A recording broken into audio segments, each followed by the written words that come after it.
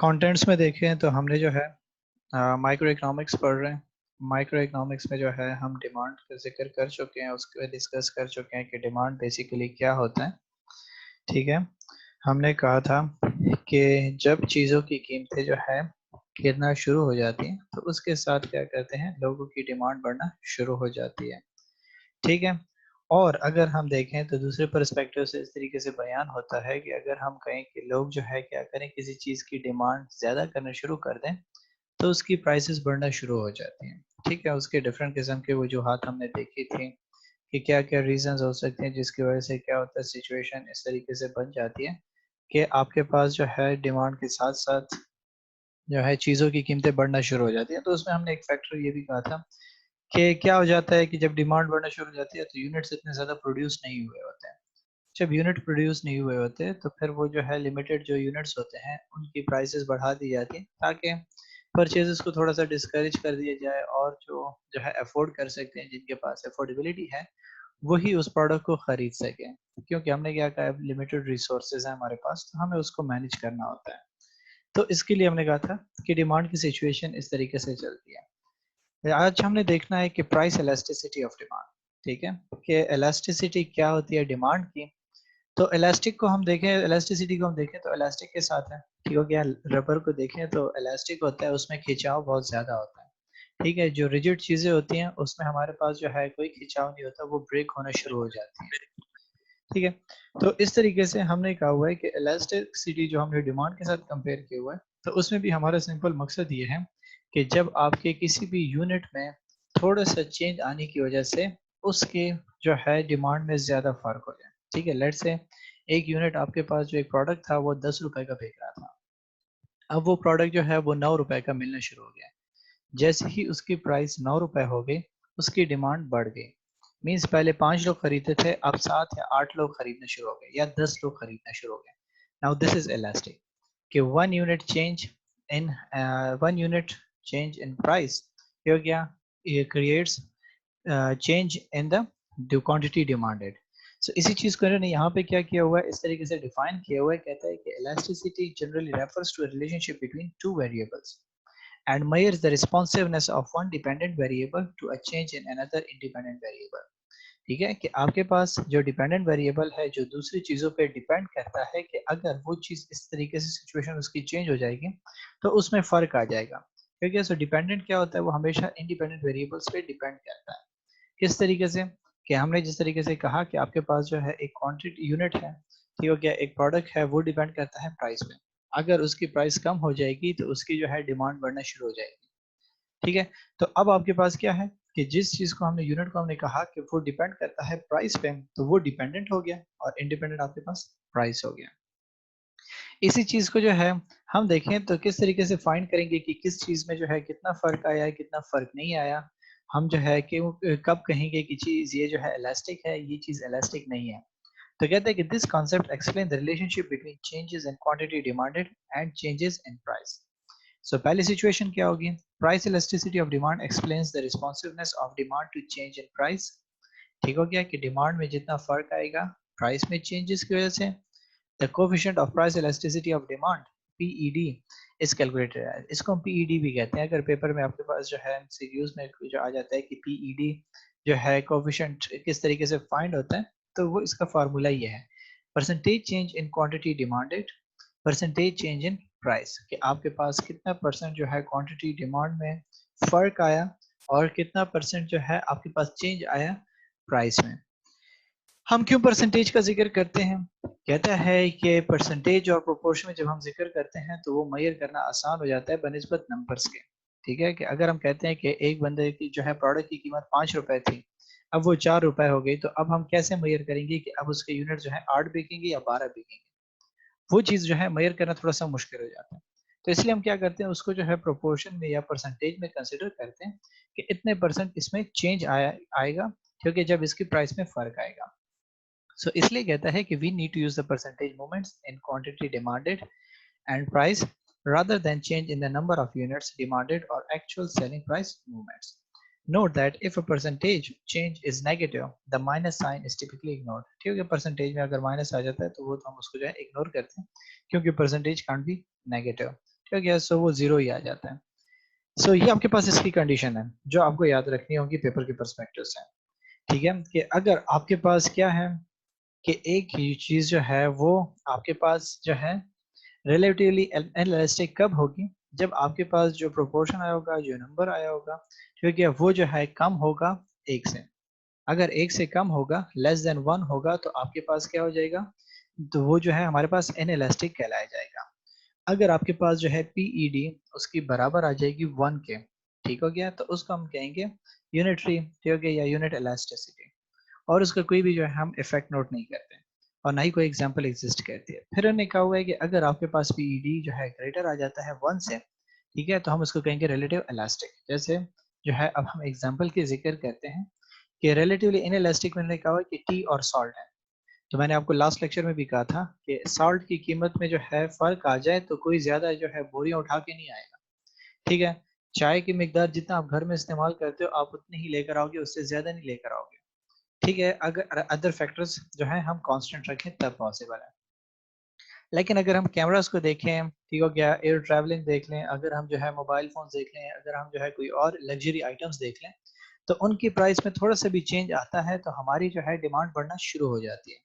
हम जो है उसको ज्यादा मिकदार में यूज करना शुरू कर देते हैं, कंज्यूम करना शुरू कर देते हैं। तो इसको हम कहते हैं इलास्टिक। ठीक है, तो अब यहाँ पे इन्होंने जो है एग्जांपल दी हुई है। कहता है कि suppose we are currently selling a product at a price of $20 with a resulting demand of 5 lakh units per annum. A marketing manager has suggested dropping the price to $19 and the claims that demand will rise to 5,50,000 units. कि आपके पास क्या है कि जो है marketing manager ने जो है एज्यूम किया, कहता है कि हमारे पास जो हमारी यूनिट की प्रोडक्ट की प्राइसेस चल रही थी वो 20 थी पर यूनिट। ठीक है, और हम जो है सालाना क्या करते थे, 5 लाख यूनिट्स जो है सेल आउट करते थे या उसकी डिमांड होती है।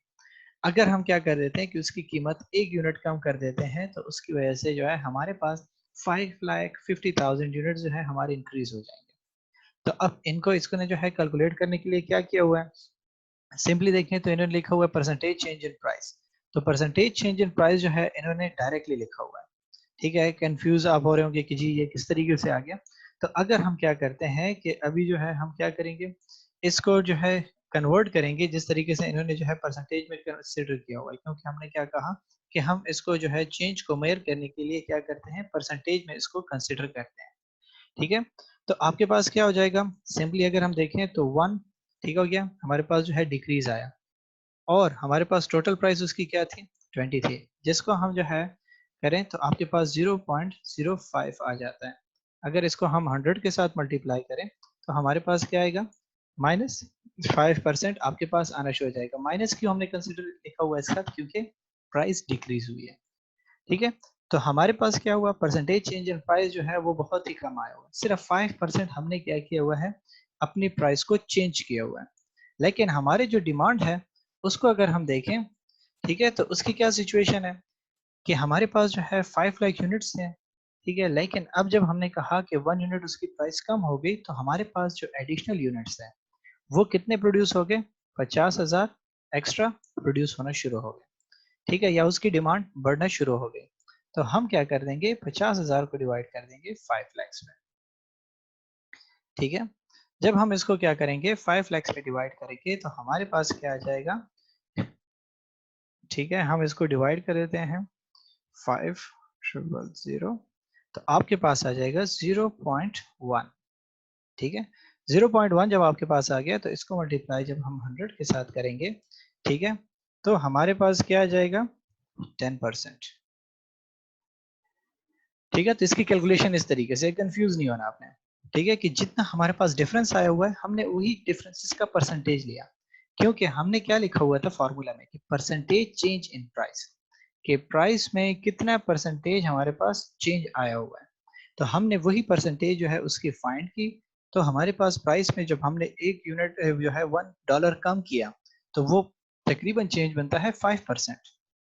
और डिमांड जो हमारे पास इंक्रीज हुई 50,000 यूनिट्स की, वो बनती है 10%।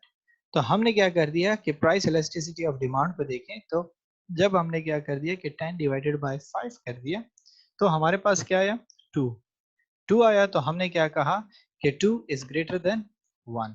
जब ये 2 जो है ग्रेटर देन 1 है तो हमारे पास सिचुएशन हमने किस तरीके से इसकी एक्सप्लेन की हुई है, ये देखें तो आपके पास क्या है, रिलेटिवली इलास्टिक, कि बहुत ही ज्यादा जो है इलास्टिक है, क्योंकि आपके पास क्या हो रहा है कि 1 यूनिट आपने जब इसमें चेंज किया प्राइस में, तो इसकी वजह से क्या हुआ, आपके पास इतना बड़ा डिफरेंस आया 2 यूनिट्स का। तो इसको हम कहते हैं सिंपली इलास्टिसिटी या प्राइस इलास्टिसिटी ऑफ डिमांड। आपके पेपर में भी जो है इस तरीके से एमसीक्यूज आ सकते हैं कि आपको जो है क्या करेंगे, वो यूनिट चेंज आपको दे देंगे, ठीक हो गया, कि कितना जो है यूनिट में फर्क आया, कितना उसके प्राइस में फर्क आया। फिर आपको कहा जाएगा कि प्राइस इलास्टिसिटी ऑफ डिमांड कितनी है, ठीक है। और यह आपसे पूछा जा सकता है कि आपको गिवन हो कि एक यूनिट की जो है प्राइस इलास्टिसिटी जो है वो 2 है या 3 है, ठीक है। तो अब आप ये बताएं हमें कि ये इलास्टिक है या इन इलास्टिक है। तो अब आपको जो है जब कंडीशन याद होंगी, ये 3 कंडीशंस, तभी आप इसको आंसर कर सकोगे, अदरवाइज आप इसको जो है आंसर नहीं कर सकोगे। आप जो है कंफ्यूज होगी कि ये 2 से क्या मुराद है इनका, या फिर जब आप इसको फाइंड करोगे तो आप सिंपली जो है क्या कर लोगे मिस्टेक, कि आप 1 ले लोगे कि जी एक का डिफरेंस आया हुआ है तो प्राइस 1 रुपी इधर चेंज आ गया, 50,000 आ गया, तो आप उस तरीके से जो है इसको कैलकुलेट करोगे। लेकिन बेसिकली फार्मूला जो हमारे पास था वहां पे हमने इसका जिक्र किया है कि percentage change in quantity demanded divided by percentage change in price, कि हमारा जो सारा काम है वो परसेंटेज के साथ चलेगा, कि दोनों में परसेंटेज फाइंड होगी। और परसेंटेज फाइंड करने का तरीका मैंने आपको बता दिया कि जितना उसमें डिक्रीज आया, ठीक है, वो डिवाइड करो टोटल प्राइस में, ठीक है। और फिर जो यूनिट में फर्क आया, तो जितने यूनिट्स का डिफरेंस आया हुआ है उसको डिवाइड करो उस पे जितने आपके पास टोटल यूनिट्स हुआ करते थे डिमांड में। जैसे ही आप फाइंड करोगे आपके पास परसेंटेज में वैल्यू आ जाएगी, उन दोनों को डिवाइड करो, आपके पास जो है जो पीईडी की वैल्यू आ जाएगी, उसको कंपेयर करो किसके साथ, जो आपके पास टेबल में 3 कंडीशन है, और उसी के बेसिस पे आप बताओगे कि जी कितना इलास्टिक है, इनइलास्टिक है, या जो है नॉन इलास्टिक है। अगर हमारे पास जो है सिचुएशन ये होती कि ये जो है 2 ना आता, ये हमारे पास 1 आ जाता, तो अगर ये 1 आ जाता तो हम इसको क्या करते, कंडीशंस के साथ कंपेयर करते। तो कंडीशन में हमारे पास क्या है, यूनिट इलास्टिसिटी, कि आपके पास जो है इक्वल टू 1 आ गया, तो आपके पास यूनिटरी है, कोई भी फर्क नहीं आया, ठीक है, एक जैसे ही जा रहा है, इधर से भी जो है फर्क पड़ा, उधर से भी जो है थोड़ा सा फर्क पड़ा, ठीक हो गया, एक दूसरे के साथ चल रहे हैं। क्या आपके पास जो है डिमांड जितनी थी, आपके पास जितनी जो है डिमांड थी वो भी जो है उतने ही हिली, जितना उसमें चेंज आया, जितना उसमें प्राइस में फर्क आया। एक यूनिट यहाँ पे कम हुआ या $1 यहाँ पे कम हुआ, वहां पे 1 यूनिट में इजाफा हुआ, तो बराबर हिसाब चल रहा है। लेकिन अगर ये आपके पास जो है वैल्यू जो है 1 की जगह पे 0.0 हो गया, जो है 0.8 आ जाता, तो अब आपके पास देखते हैं तो क्या है, लेस देन 1 है, कि रिलेटिव इन इलास्टिक, कि आपके पास 1 रुपए जो है उसमें फर्क आया, लेकिन आपके पास चेंज कोई नहीं आया। इसकी इंटरप्रिटेशन एक दूसरे तरीके से भी हम करते हैं, ठीक है, जो बहुत ही आपको इस चीज को आसान कर देगी, कि वो हम जो है इस तरीके से इसको देखते हैं। जैसे हमारे पास ये फार्मूला है, ठीक है, percentage change in quantity demanded, let say हम कह देते हैं कि परसेंटेज चेंज इसमें जो है 5 आया था, ठीक है, प्राइस में आपके पास जो है सिचुएशन अपोजिट थी, ठीक है, हम यहाँ पे जिक्र कर लेते हैं कि 10 जो है 5% आपके पास प्राइस में चेंज आया था, 10 जो है परसेंट आपके पास यूनिट्स में आया। तो अगर हम देखें तो हम कहते हैं कि if there is 5% change in price, there will be 10% increase in the quantity demand, ठीक है, कि अगर आपके पास 5% चेंज आया इसमें, तो उसकी वजह से क्या हुआ, 10 यूनिट्स आपके पास जो है, या 10% क्वांटिटी डिमांड में इजाफा हुआ। तो दोनों तरीके से आप इसको इंटरप्रेट कर सकते हो, जो आपको सूटेबल लगता है। इसमें अगर कोई क्वेश्चन है तो मुझसे पूछ लें।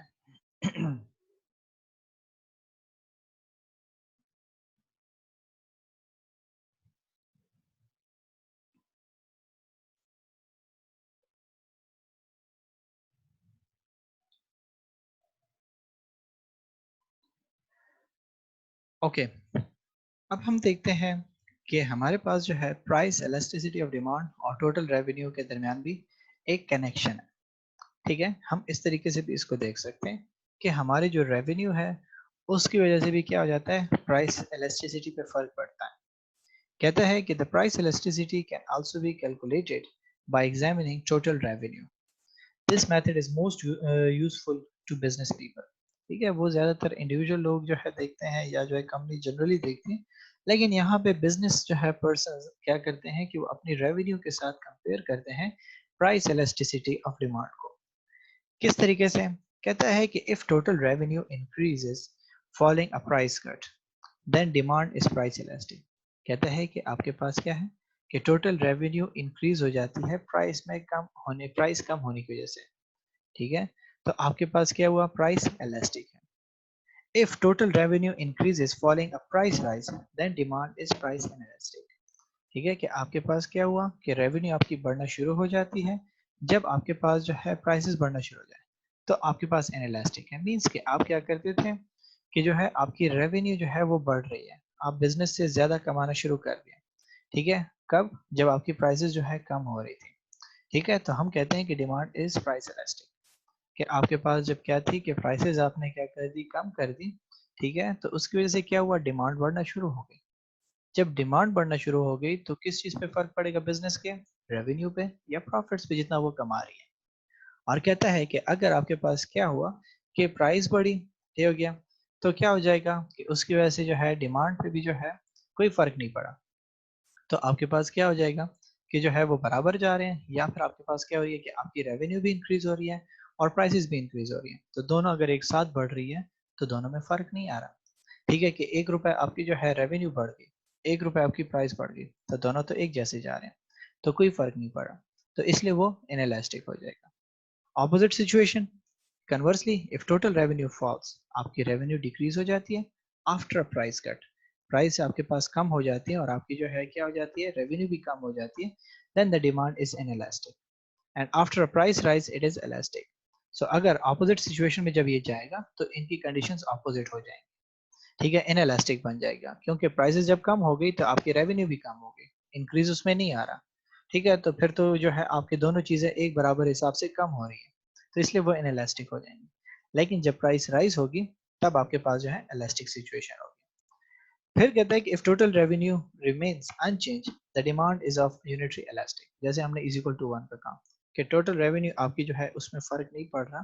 ठीक है, तो आपके पास डिमांड जो है वो यूनिटरी है, वन डायरेक्शन में जा रही है, उसमें कोई फर्क नहीं आ रहा।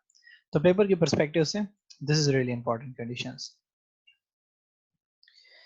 अब कहते हैं कि कौन से फैक्टर्स हैं जो आपके प्राइस इलास्टिसिटी ऑफ डिमांड को इफेक्ट करते हैं।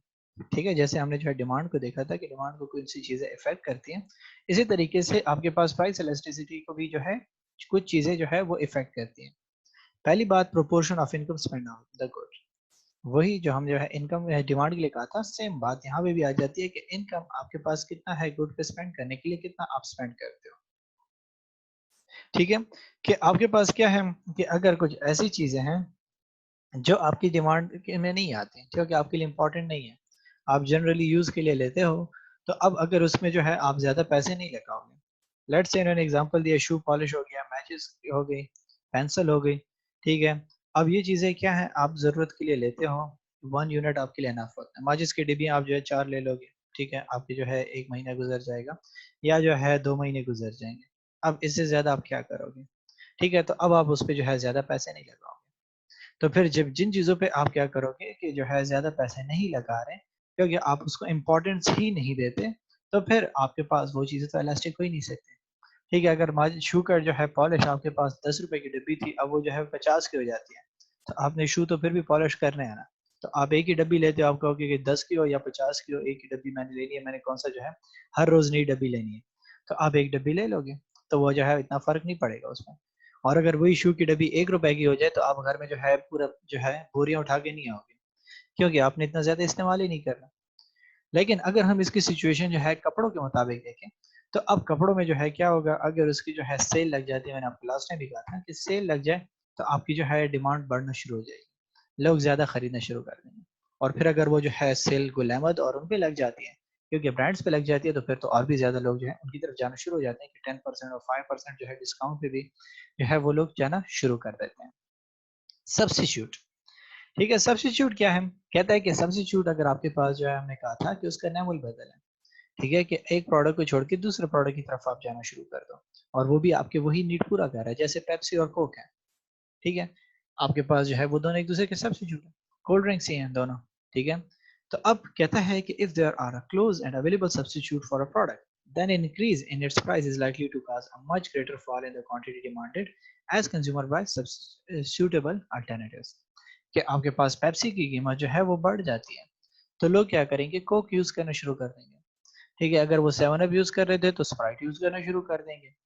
ठीक है, तो जिसकी वजह से क्या हो जाएगा कि उनके प्राइसेस में जो है कोई फर्क नहीं पड़ेगा बढ़ने से, बल्कि क्या हो जाएगा कि उनकी डिमांड जो है खत्म हो जाएगी या गिरना शुरू हो जाएगी, क्योंकि लोग एक प्रोडक्ट छोड़ के दूसरी की तरफ जाना शुरू हो गए। सो कहता है कि जो है इन्होंने फिर जो है चॉकलेट बॉक्स की एग्जांपल दी आपके पास।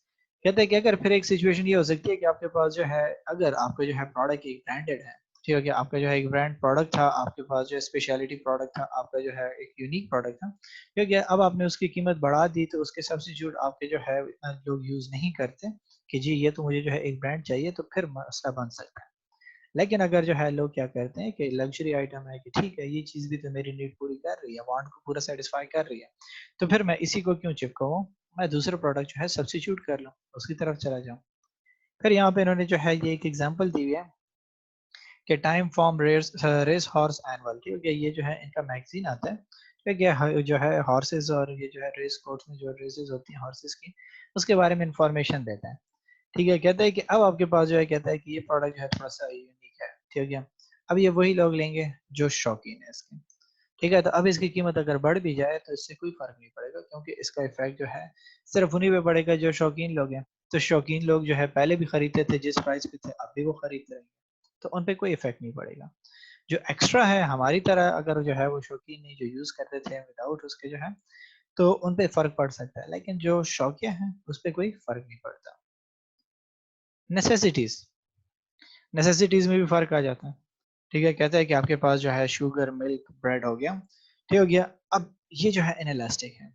क्यों इनएलास्टिक है? क्योंकि खाना आपने खाना है, महंगा हो जाए रोटी आपकी जो 10 रुपए से 20 रुपए की हो जाए, रोटी तो आप खाओगे, क्या करोगे आप? ठीक है, आपकी बेसिक नीड है। ठीक है, चीनी है, चीनी आप छोड़ के क्या करोगे, गुड़ की तरफ जाओगे, तो गुड़ भी तो महंगा होगा। दूध है, दूध का सब्स्टिट्यूट कहाँ से लाओगे? ठीक है, आप जो है ड्राई मिल्क की तरफ जाओगे, तो ड्राई मिल्क जो है वो भी तो महंगे हैं, तो आप इनको छोड़ तो नहीं सकते हैं। तो यहाँ पे आपके पास जो है चीज़ें क्या होंगी, प्राइसेस इनकी जो है स्टेबल, डिमांड जो इनकी स्टेबल होगी और इनएलास्टिक होगी। और क्या होगा कि अगर आपके पास जो है रोटी 10 रुपए की जगह पे 5 रुपए की या 2 रुपए की हो जाती है, तो आप घर में रोटियों के पहाड़ तो नहीं खड़े कर दो, उतने ही लेकर आओगे जितना खाओगे। लेकिन ये चीज़ लग्जरी आइटम्स में फिर कहता है कि वहाँ पे इलास्टिसिटी आ जाती है। लग्जरी से मुराद हमारा क्या है, जो वांट्स होती हैं। ठीक, ठीक है, जैसे कि आपके पास जो है टेलीविजन है, अब एलईडीज की मैंने आपको एग्जांपल दी थी कि आपके पास लोगों के पास पहले कंप्यूटर के मॉनिटर्स होते थे। जब क्या हुआ कि एलईडी ज्यादा आने लगे मुल्क में, कंटेनर के थ्रू जब आने लगे, ठीक हो गया, तो मॉनिटर की डिमांड जो है वो खत्म होती गई, एलईडीज की डिमांड शुरू हो गई कि हम जो है मॉनिटर से बेहतर जो है एलईडी के रिजल्ट है हम उसको यूज करें। तो अब वो लग्जरी आइटम की तरफ लोग जाना शुरू हो गए। तो इस तरीके से अगर लग्जरी आइटम्स होगी तो फिर वहां पे जो है इलास्टिसिटी आ सकती है, अदरवाइज नेसेसिटी में जो है आपके पास नहीं आ सकती। हैबिट, अब रूटीन की चीजें आपके पास हैं, क्योंकि हैबिचुअल है, आप एक चीज को जो हैबिट एज ए हैबिट इस्तेमाल करते हो, तो फिर अगर उसकी प्राइस में फर्क आ जाता है तो आपको इफेक्ट नहीं पड़ेगा, ठीक है, क्योंकि आप आदतन इस्तेमाल कर रहे हो। जैसे इन्होंने जो है आपको एग्जांपल दिया, कहते हैं कि सिगरेट है, ठीक है, अब सिगरेट की जो है आपके पास ऐसी ही चीज है जो आप क्या करते हो, एडिक्शन के थ्रू यूज करते हो। तो अब सिगरेट की कीमतें चाहे वो बढ़ जाए, आप पे कोई फर्क नहीं पड़ेगा, ठीक है, आप उसी को यूज करोगे। ठीक है, अगर आपके पास क्या हो जाता है, कहता है कि जो है बाकी ड्रग्स हो जाते हैं इस तरीके से, वो भी जो है इनएलास्टिक है। अब आप क्या करते हो कि जो है न्यूज़पेपर है, ठीक है, तो अब जो न्यूज़पेपर के शौकीन बंदे हैं वो तो न्यूज़पेपर पढ़ेंगे चाहे महंगा हो या सस्ता हो। क्या सोच के कहेगा कि यार दिन में एक दफा ही तो एक ही चीज तो मंगवा रहा हूँ, तो वो जो है क्यों मैं बार बार चेंज करूँ, या जो है उसकी प्राइस बढ़ गई तो क्या हुआ, ठीक है, मैं जो है कौन सा इतने ज्यादा अखबार मंगवा रहा हूँ, तो दिन में एक जो है 10 रुपए से 12 रुपए पे करूँ तो कुछ नहीं होता। तो ये हैबिचुअल चीज है। ठीक है, फिर कहता है कि टाइम, टाइम का बड़ा मैटर आता है। ठीक है, कि आपके पास क्या हो जाता है कि शॉर्ट रन और लॉन्ग रन का जिक्र आता है। ठीक है, एक टर्मिनोलॉजी हम इकोनॉमिक्स में यूज करते हैं, शॉर्ट रन और लॉन्ग रन। शॉर्ट रन से मुराद हमारा ये होता है कि उस टाइम फ्रेम के अंदर जिस वक्त जो है चेंज आ रहा होता है, ठीक है, कि आज जो है प्राइस चेंज हो गई तो इसका इफेक्ट एक हफ्ते 2 हफ्ते तक रहेगा। Now this is short run. ठीक है। फिर with the passage of time लोग उसके साथ आदी होना शुरू हो जाते हैं। जैसे पेट्रोल की प्राइसेस होती हैं महंगी हो गई, पेट्रोल आपके पास जो 110 रुपए तक पहुंच गया, तो लोग ने पहले जो है शोर शराबा शुरू कर दिया। ठीक हो गया कि हम जो है ये करेंगे, हम वो करेंगे, बहुत महंगा कर दिया, वो कर दिया। एक हफ्ते रहा, ठीक है, फिर उसके बाद लोग आदी होते गए, फिर उसके बाद महीना गुजर गया, 2 महीने गुजर गए, फिर लोगों को फर्क ही नहीं पड़ने लगा। तो आहिस्ता आहिस्ता जब आप जो है आदी होना शुरू हो जाते हो ना, दिस इज लॉन्ग रन, कि लंबे अरसे में जो है उसका इफेक्ट क्या होता है और शॉर्ट रन में उसका इफेक्ट क्या पड़ता है। So कहता है कि in short run, consumer may be ignorant of possible alternative goods in many markets. So they may continue to buy certain goods with their price rise. Such elasticity may be lessened in long run as consumer acquire greater knowledge of market. कहता है कि छोटे उसमें तो जो है आपको क्या होगा, आपको एक मोहल्ले में एक चीज जो है 10 रुपए की मिल रही थी वो 12 की बेच रहा है, आप जाते हो 12 की ले रहे हो, आपको कहता है कि बस महंगी हो गई है। लेकिन उस वक्त तो आप खरीदते रहोगे, लेकिन जब थोड़ा सा टाइम गुजरेगा, आप लोगों के साथ बैठोगे, दूसरे मार्केट के बारे में लोगों से पूछोगे, यार ये चीज़ जो है यहाँ पे 12 की होगी, महंगी होगी, वो आपको कहेगा नहीं हमारे यहाँ तो स्टिल 10 रुपए की मिल रही है। तो जैसे जैसे आप अवेयर होते जाओगे, आपको जो है time with the passage of time आपको जो इन्फॉर्मेशन मिलती जाएगी, तो उतनी ही जो है वो चीज़ क्या हो जाएगी, इनएलास्टिक होती जाएगी, उस पर जो है फर्क जो है आना कम हो जाएगा। सो कहता है कि इन्होंने जो है मार्केट को डिफाइन किया हुआ है, ठीक है, इलास्टिसिटी ऑफ डिमांड के पर्सपेक्टिव से। तो कहता है कि if a market is defined widely, for example food, there are likely to be fewer alternatives and so demand will tend to be inelastic. अगर हम मार्केट को देखें, ठीक है, एक बड़े पैमाने पे, ठीक है, जैसे फूड वगैरह हो गया, आपके पास आइटम्स हो गए, तो उसमें हमारे पास जो है क्या होगा, अल्टरनेटिव्स बड़े कम होते हैं। ठीक है, बर्गर है तो बर्गर के अल्टरनेटिव्स कितने होंगे, ठीक है, आपके पास जो है पिज्जा है तो उसके क्या अल्टरनेटिव्स होंगे। ठीक है, तो उसमें जो है कहता है कि अल्टरनेटिव्स बहुत कम होते हैं और वहाँ पे जो है डिमांड इनइलास्टिक होती है। लेकिन अगर हम जो है नैरो कर लेते हैं, ठीक है, उसको जो है थोड़ा सा स्पेसिफिक कर लेते हैं प्रोडक्ट वाइज, तो फिर आपके पास क्या हो जाएंगे, उसमें अल्टरनेटिव्स आना शुरू हो जाएंगे। ठीक है, जब हम ब्रांड्स वाइज डिवाइड करना शुरू कर दें, जैसे हमने जो है पिज्ज़ा का जिक्र किया, तो अब पिज्ज़ा को स्पेसिफिकली अगर हम टारगेट करते हैं, तो फिर पिज्ज़ा हट भी बना रहे हैं, ठीक है, चीफ भी बना रहे हैं, आपके लोकल भी बना रहे हैं, तो अब आपके पास क्या हो जाती है, यहाँ पे इलास्टिसिटी आ जाती है।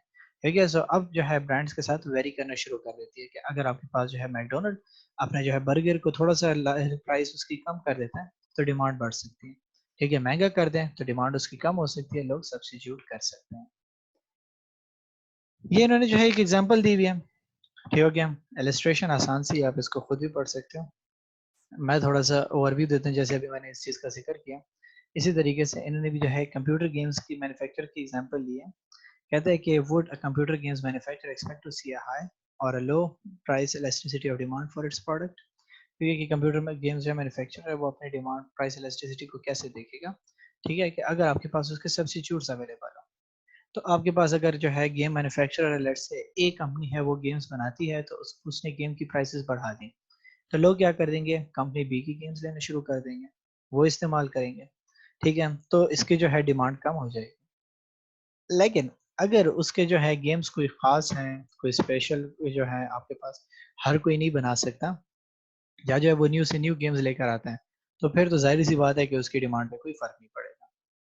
दूसरा, प्रोपोर्शन ऑफ इनकम स्पेंड। ठीक है, कि अगर लोग क्या करते हैं कि गेम्स को जो है थोड़े अर्से में पहले, तो इनिशियली अगर उनको जो है क्या है कि वो जो है ज्यादा प्रोपोर्शन पहले तो गेम पे कोई लगाता नहीं है, ठीक है, लेकिन अगर बहुत ही शौकीन बंदा है तो कहता है कि the higher the proportion of their income that a customer spend on game console, the higher the price elasticity of demand. If buying a computer game uses a large proportion of customers' income, price rise will increase the chance that they will be unable to afford the product, reducing demand.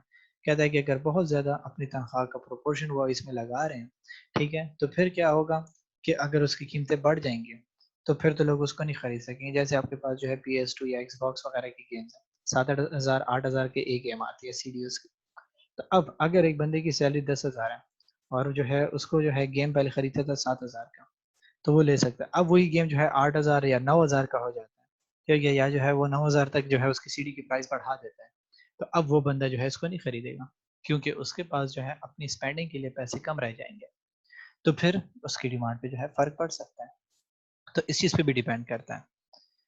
Necessity कहता है कि अब ये चीज़ तो जो है petrol और जो है रोटी से की तरह तो है नहीं, ठीक हो गया, कि अगर वो चीज़ें होती तो फिर हम कह देते कि जी इसमें जो है लोगों का कोई फ़र्क नहीं पड़ता, क्योंकि अब खाना तो हमने खाना है, ठीक है, पेट्रोल भी तो हमने यूज़ करना है। लेकिन ये जो है गेम्स वगैरह तो हमारे पास नेसेसिटी में आती नहीं है, लग्जरी में आती है, तो इसलिए आपके पास इसमें फ़र्क आ सकता है कि games are not necessity, so this will tend to make them more elastic. If the price becomes too high, customer can simply choose not to purchase them. तो लोग इसके बगैर गुजारा भी कर सकते हैं कि जो है अगर कीमतें बहुत बढ़ जाती है गेम्स की, तो वो इसको जो है परचेज करना छोड़ देंगे कि यार मैं कोई जो है इसके बगैर मर तो नहीं रहा, कोई खाना तो नहीं है मेरा कि मैं इसके बगैर सर्वाइव ही नहीं कर सकूंगा। सर कहता है कि टाइम का इफेक्ट आता है वही लॉन्ग रन और शॉर्ट रन, कि the longer a price change lasts, the more likely the product is to become elastic. ठीक है कि जितने लॉन्ग अरसे तक जो है प्राइसेस इस तरीके से आपके पास जो है रहेंगी, ठीक है, तो वो उतना ही उसको इलास्टिक रखेगी। A rise in a prices for a games console may not reduce demand in short term. However, the longer the price remains high, the more time customers have to shop around for cheaper substitute. ठीक है कि short run में जो है आपके पास क्या हो जाएगा कि उसकी डिमांड जो है मे बी कम ना हो, लेकिन लोग साथ साथ क्या करेंगे, इधर उधर और भी मार्केट्स में फिरते रहेंगे, सर्च आउट करते रहेंगे कि इससे सस्ता उनको कोई और जगह पे जो है गेम्स वगैरह या जो है गेमिंग सिस्टम वगैरह उनको मिल सकते हैं कि नहीं मिल सकते। सो इसलिए कहते हैं कि overall the game consoles are likely to be at least somewhat elastic due to high price and lack of necessity. This effects may be reduced if the manufacturer has a powerful brand name or produces an innovative computer games, at least in the short term. ठीक है, कहता है कि अगर आपके पास क्या हो जाता है कि कंपनी जो है अगर उसका ब्रांडेड है, ठीक है, तो फिर तो आपके पास क्या हो जाएगा कि लोग जो है उसको नहीं छोड़ सकते, कहेंगे कि ये तो बड़ी अच्छी चीज़ है। जैसे अब हम जो एक्सबॉक्स का जिक्र कर लें या पहले प्ले स्टेशन का जिक्र कर लें, तो अब अगर इस किस्म की चीज़ें आपके पास ब्रांडेड है और वो न्यू इनोवेशंस उसमें लेकर आ रहे हैं, उसमें जो अपग्रेडेशंस आ रही हैं, ठीक है, तो फिर तो आपके पास जो है लोग उसको छोड़ नहीं सकते, ठीक है, फिर तो वो उसके साथ जुड़े रहेंगे, काफ़ी थोड़े से अरसे तक वो उसके साथ ही रहेंगे। With the passage of time जब उनको जो है अल्टरनेटिव्स मिलना शुरू हो जाएंगे, कोई और तरीके जैसे कंप्यूटर गेम्स हो गया या जो है उनको मोबाइल गेम्स मिलना शुरू हो जाते हैं, तो फिर वो इस चीज़ों को छोड़ सकते हैं, तो इसकी डिमांड में फ़र्क आ सकता है। सो यहाँ तक अगर आपका कोई क्वेश्चन है तो मुझसे पूछ लें।